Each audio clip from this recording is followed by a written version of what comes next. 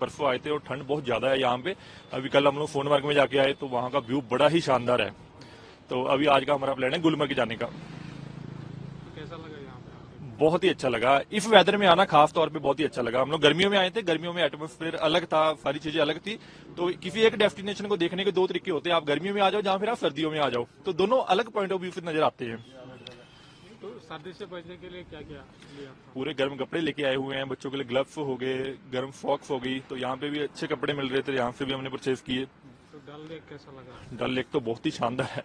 Main attraction point तो डल lake ही है श्रीनगर का, जिसके लिए लोग आते हैं। तो कल यहाँ पे हमने डल लेक में जो बोटिंग पे हम लोग गए थे तो बड़ा मजा आया। शिकारा जो वर्ल्ड फेमस है तो उस पर बड़ा मजा आया हमें। आना चाहिए सबको यहाँ? बिल्कुल आना चाहिए सर, एक तरह से हेवन है जो कहा ही जाता है ना, कश्मीर स्वर्ग है दुनिया का, तो यहाँ पे जरूर आना चाहिए। अभी तो -3 डिग्री है, रात तो ज़्यादा हो जाती है।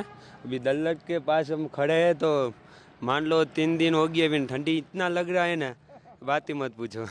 बहुत ठंडी लग रहा है इधर, इतना लाइफ में कभी ठंडी मैंने देखा ही नहीं है डल लेक के अलावा। तो कपड़े वपड़े ले लिए पूरे?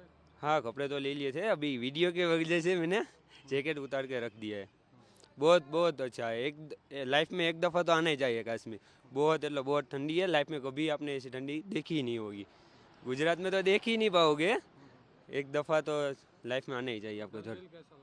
बहुत अच्छा, बस सब जगह बहुत अच्छी है, आदमी सब बहुत अच्छे हैं, सब अच्छे से जवाब दे रहे हैं।